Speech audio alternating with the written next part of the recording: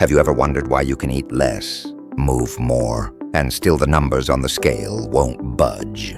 It's frustrating, right? You put in the effort, you sweat, you cut down your meals, and yet nothing changes.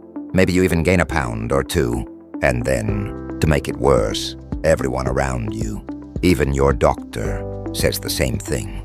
Cut back on calories. You just need to eat less. But let me ask you this. What if it's not really about the calories? What if calories are just the surface, and the real key to weight loss is hidden underneath, in the timing of when you eat, in the type of food you choose, and most of all, in one powerful hormone that decides whether your body burns fat or locks it away? Hello, health champions. Today we're going to take a journey into what I call the #1 insulin trick to help you finally lose weight the right way. And if you stick with me, not just hear me, but really understand this, it may completely change the way you think about dieting, exercise, and health. Because the truth is, everywhere you look, the world is obsessed with calories. People count them, cut them, stress about them, but calories are not the whole picture. Sure, you can't eat 0 calories a day and expect to stay healthy, but what really matters is how your body responds to food, and that depends on insulin. Let me tell you why. Think of insulin as the gatekeeper. Without it, your fat cells don't know what to do with the food floating around. Here's the first proof. Scientists once placed fat cells in a petri dish, a safe little environment. Cozy and comfortable, they surrounded the cells with all the food those fat cells could ever dream of. Sugar, fatty acids, plenty of energy.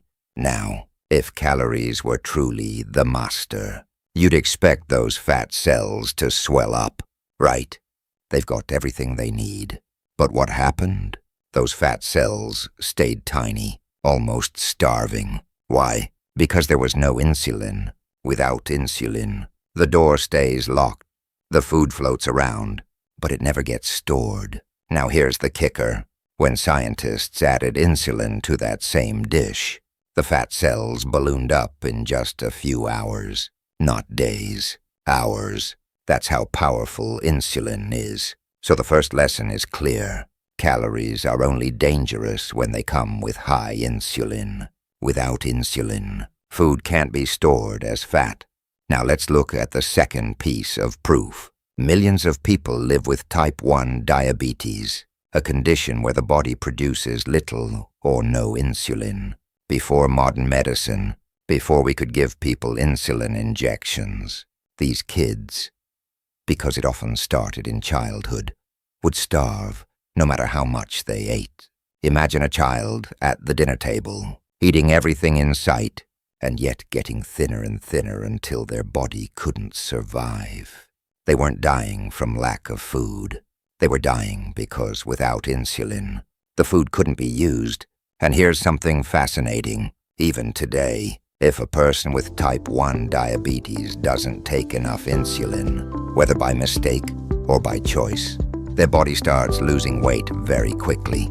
They can gorge themselves at an all-you-can-eat buffet and still waste away. But if that same person takes insulin and eats modern processed food, full of sugar and starch, they can gain weight and even become obese.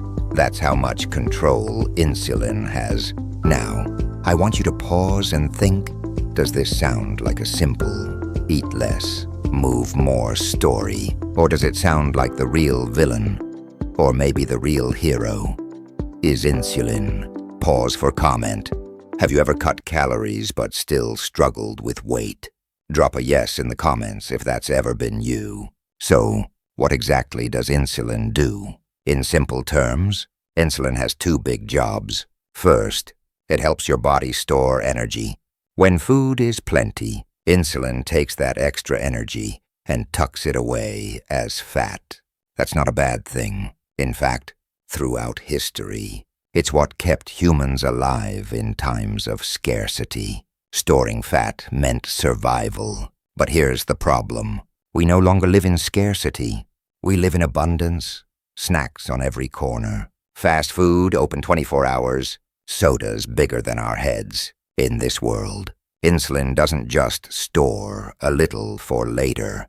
It stores too much and keeps on storing. And here comes the second job of insulin, the darker side. While it's busy locking fat away, it also blocks you from burning that fat. It says, nope, that energy stays in storage. So your body runs out of fuel. You feel hungry, and you eat more, triggering even more insulin, and round the cycle goes. This is why so many people feel like prisoners in their own bodies. It's not laziness. It's not willpower. It's biochemistry.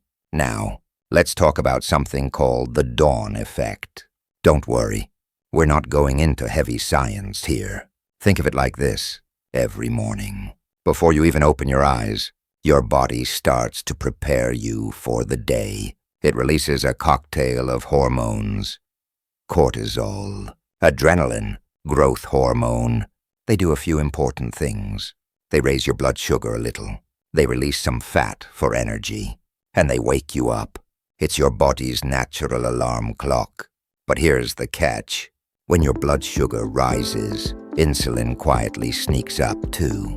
Not as much as after a big meal, but enough to make you a little more resistant in the morning. Which means you're not as good at handling carbs first thing. So here's the million-dollar question. Does breakfast really need to be the most important meal of the day? Or is that just clever marketing from cereal companies? If our ancestors woke up with no fridge, no pantry, no granola bars lying around, what did they do? They got up, they moved, they hunted or gathered. They didn't roll out of bed and reach for pancakes. They used the dawn effect to get going, not to start feasting. And maybe, just maybe, our bodies are still wired the same way. Pause for comment. Do you usually feel hungrier if you eat breakfast right away? Or if you skip it, share your experience below. And this brings us to the first part of the insulin trick. Once you understand the dawn effect, you can work with your body instead of against it. That means delaying breakfast by at least 2 hours. Some people push it to noon, what we now call intermittent fasting, and feel amazing. But even just waiting 2 hours allows your morning hormones to settle, your insulin to calm down, and your body to become more sensitive to food again. During that time, instead of eating, you can move a little, plan your day, sip some water, maybe even enjoy your coffee. And yes, we'll talk about coffee in detail later. Then when you do eat, focus on protein and healthy fats. That way you keep the momentum going, instead of crashing it with a sugar hit. This little shift, as simple as waiting, lines you up with how your body was designed over thousands of years. Let me end this first section with a story. A patient of mine, let's call her Susan, was in her late 50s. She had tried every diet you can imagine. Low fat, low calorie, even those shakes and bars they sell on TV. She always lost a little, gained it back, and felt worse every time. When I explained insulin to her, she looked at me like a light bulb just went off. We didn't count calories. We didn't obsess over portion sizes. Instead, she started pushing her breakfast back, getting a bit more sleep, and focusing her meals on protein and vegetables. 3 months later, not only had she lost weight, but for the first time in decades, she said she wasn't constantly hungry. She wasn't fighting her body anymore. And that's the power of working with insulin. So if you've been battling your body, maybe it's time to stop fighting and start listening. Pause for comment. If this first part made sense, type insulin in the comments so I know you're following along. So now that you understand insulin is the real gatekeeper, let's look at a few everyday habits that quietly push insulin out of balance. Because it's not just about what you eat. It's also about how you sleep, how you handle stress, and even that cup of coffee you sip first thing in the morning. Let's start with sleep. Most people think sleep is just about resting, shutting down, recharging, but in reality, sleep is like your body's repair shop. This is when your hormones reset, when your brain cleans itself, when your blood sugar balances out, and when you don't get enough sleep. Guess which hormone goes wild? Cortisol. Cortisol is your main stress hormone. It's like a loud neighbor who keeps knocking on your door at all hours. A little is fine. In fact, you need it in short bursts. But when you don't sleep enough, your body pumps out 2 to 3 times more cortisol than normal. And cortisol's favorite trick, raising blood sugar, which, of course, raises insulin. That's why poor sleep makes you hungrier the next day, less satisfied with what you do eat, and craving the worst foods possible, usually carbs. Ever notice how, after a bad night, donuts and bagels suddenly look irresistible? That's not weakness, that's chemistry. Pause for comment. Have you ever had a night of bad sleep and then found yourself eating way more the next day? Comment guilty if that sounds familiar. Now, let's add stress to the mix. Stress is like sleep's evil twin. If sleep deprivation is one enemy of balance, stress is another. Think about what happens when you're stuck in traffic, fighting with your boss, or worrying about bills. Your body thinks it's in danger. Like a caveman running from a lion. Your heart rate goes up, your blood pressure spikes, your muscles tighten. That's the fast, neurological part. But then cortisol kicks in for the long haul, keeping your blood sugar higher just in case. The problem, you're not running from a lion. You're sitting in a meeting or scrolling through emails. So all that extra blood sugar has nowhere to go. And again, insulin steps in, storing it away as fat. Day after day, stress and poor sleep create the perfect storm for weight gain, even if you're eating less and exercising more. So part 2 of the insulin trick is simple but powerful. Sleep more, stress less, not just any sleep. Good quality sleep that matches your body's natural rhythm. Aim to finish dinner 3 to 4 hours before bed. Dim the lights and let your body know it's time to power down. Think of it as setting the stage for your hormones to work in harmony instead of chaos. But sleep and stress aren't the only players. There's another big one, stabilizing your blood sugar. Now, I'm not talking about being perfect or never touching a carb again. I'm talking about avoiding the roller coaster. The spikes and crashes that leave you shaky, tired, and craving. Here's the truth. Your fasting blood sugar should hover around 85, maybe a little lower if you're fasting or doing keto. After a meal, it shouldn't shoot up more than 20 points. If it does, that's a red flag that insulin is working overtime. And here's why it matters.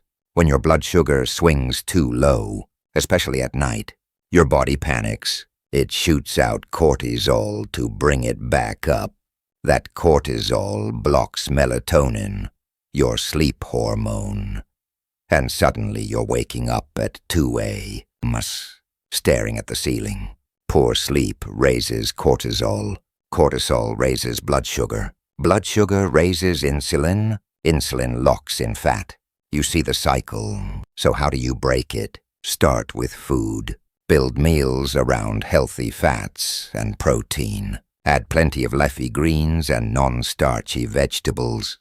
Maybe some beans or lentils if your body tolerates them. But cut back on sugar, processed snacks, and refined starches. Because when you avoid the roller coaster, you also avoid the 2 a.m. wake-ups, the morning cravings, and the constant fatigue. Pause for comment. Have you noticed you sleep worse when you eat heavy carbs at night? Let me know in the comments. Now, let's tackle something that confuses a lot of people. Coffee. Ah, yes, that sacred morning ritual. The smell, the warmth, the little spark it gives you. But is it friend or foe when it comes to insulin? Here's the truth. In the morning, thanks to the dawn effect, your insulin is already higher. If you eat a bowl of cereal or pancakes with your coffee, you're stacking fuel on a fire. The carbs push insulin up, the coffee gives it an extra shove, and you're off to the races. But here's where people get it wrong. Coffee by itself, without food, doesn't cause weight gain. Sure, it might bump your insulin a little, but if there's no sugar or carbs to store, there's nothing to lock away. That's why drinking black coffee in the morning, especially if you delay breakfast, isn't the disaster some videos claim. The real problem is coffee plus carbs. That combo, first thing in the morning, when you're most insulin resistant, is a recipe for fat storage. Think muffin and latte, bagel and cappuccino, donut and drip. Delicious. Yes, helpful for weight loss, not so much.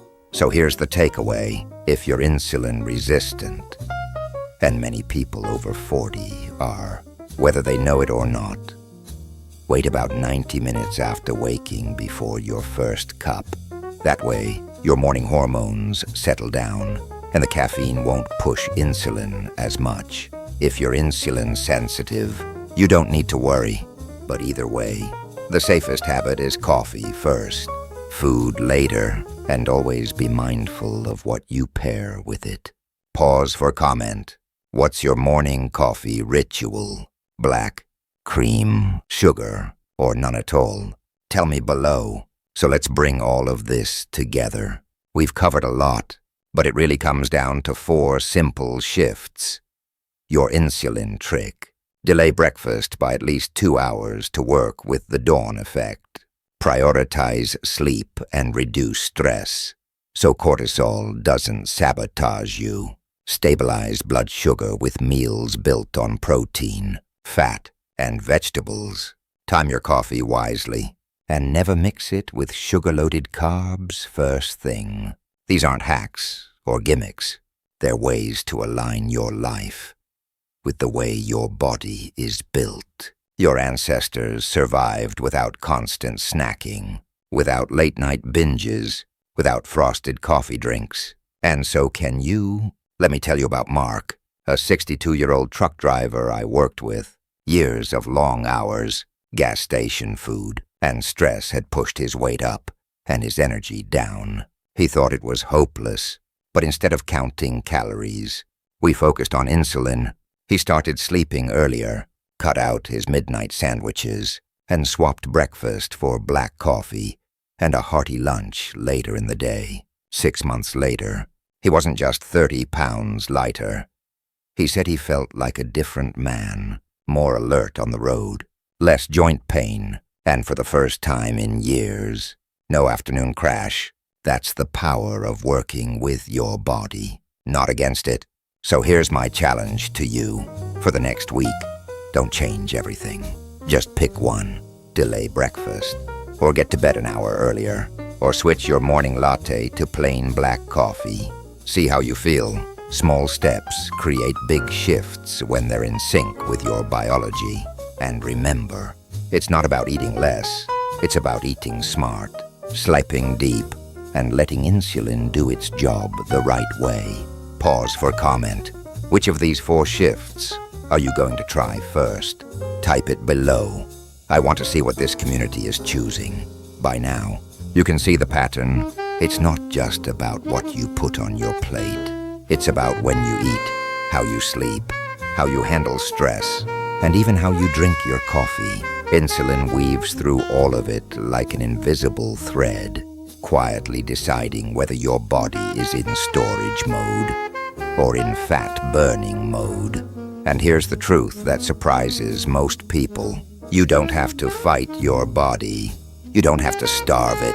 You don't have to punish it at the gym. You simply have to work with the way it was designed. Let's go back to the phrase we've all heard 1,000,000 times. Breakfast is the most important meal of the day. Where did that come from? Not from your ancestors, not from nature. It came from marketing, Cereal companies wanted to sell you a box of sugar-coated grains, so they turned it into a moral commandment. Eat breakfast, or you're doing it wrong. But when you look at human history, that idea falls apart. For thousands of years, people didn't wake up to refrigerators or microwaves. They woke up to an empty stomach and a day of work ahead of them. They didn't eat until they found food, and their bodies thrived. They were alert in the mornings, strong when they needed to be, and lean enough to survive tough times. So here's the shift. Breakfast isn't the most important meal of the day. The meal after your fast is important. No matter what time it happens, that's what break fast actually means. Pause for comment. Do you still eat first thing in the morning? Or have you tried waiting? Share below. I'd love to hear how it feels for you. Now, let's talk about movement. Notice I didn't say exercise, because for many people, exercise feels like a chore, something you force yourself to do. But movement, walking, stretching, gardening, even dancing in the kitchen, is what your body was built for. Here's why it matters for insulin. Remember that dawn effect we talked about?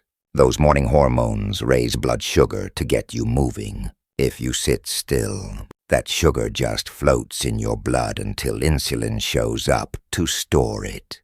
But if you get up and move, take a brisk walk, do some chores, stretch your body, you use that energy the way nature intended. Your muscles soak it up, your brain wakes up, and insulin doesn't have to slam the door shut. So don't think of movement as punishment. Think of it as cooperation. You're using what your body already gave you. Another piece of the puzzle is timing your meals. One of the most powerful, yet simplest, strategies is what we now call intermittent fasting. That doesn't mean starving yourself. It means eating within a shorter window, maybe from noon to 6 p.m. or 10 a.m. to 7 p.m. Why does it work? Because every time you eat, you raise insulin. Not as much if you add protein and vegetables, but still, insulin goes up when you shorten your eating window. You give insulin long stretches of rest. During those hours, your body can finally dip into fat stores instead of constantly juggling new calories. I worked with a woman named Linda, 64 years old, who struggled for years with weight and fatigue. She wasn't interested in counting macros or downloading another app, but when I suggested she eat 2 solid meals a day instead of 3, within a 6-hour window, everything changed. Within weeks, she reported more energy, less bloating, and weight that finally started moving in the right direction. Pause for comment. Have you tried intermittent fasting? Did it make you feel better or worse? Drop your story in the comments. You might inspire someone else. Now let's touch on something people rarely think about: late-night eating. Imagine this. You finish dinner at 9 p.m., then crawl into bed at 10. Your stomach is still working overtime. Your insulin is still up, and instead of sleeping deeply, your body is busy digesting. That means less melatonin, more cortisol, and another rough night. That's why one of the best habits you can build is to finish eating at least 3 hours before bed. Give your body time to wind down. When you sleep on an empty stomach, your body repairs itself more deeply. Your hormones reset, and you wake up lighter, clearer, and more refreshed. It's a small shift, but small shifts make big differences. Let's put this all together. The #1 insulin trick is really a combination of small, smart habits. Wait at least 2 hours before your first meal. Move in the morning to use the dawn effect energy. Build meals around protein, fat, and vegetables. Sleep deeply and protect your nights from stress. Time your coffee and don't mix it with sugar bombs. Stop eating a few hours before bed. Do these consistently, and your body will shift from being a fat-storing machine to a fat-burning partner. Before we close, let me leave you with one more story. James, a 58-year-old accountant, came to me tired, overweight, and discouraged. He said, "Doc, I've been told my whole life to eat less and move more, but it just doesn't work for me anymore." We started small. He cut out late-night snacking, pushed breakfast to 11 up, and swapped his morning bagel for black coffee. 3 months later, he had lost 20 pounds. But more importantly, he told me, "I finally feel like my body isn't fighting me anymore." That's the gift of working with insulin. It's not about quick fixes or miracle pills. It's about giving your body what it's been waiting for all along: balance. So, here's my final challenge for you. Forget the diet wars. Forget the calorie counting. For the next 30 days, focus on insulin, delay your breakfast, cut back on sugar, get better sleep, and watch how your body responds. Because the truth is, you're not broken. Your willpower isn't weak. Your body isn't against you. It's just been waiting for you to stop fighting and start cooperating. And when you do, weight loss stops being a battle. It becomes the natural side effect of a body finally working the way it was designed. Final call to action. If this message spoke to you, hit the like button, subscribe, and turn on notifications so you never miss another video. And I want to hear from you. What's one habit you'll change starting today to work with insulin, not against it? Share in the comments, because your story might be the spark that changes someone else's life.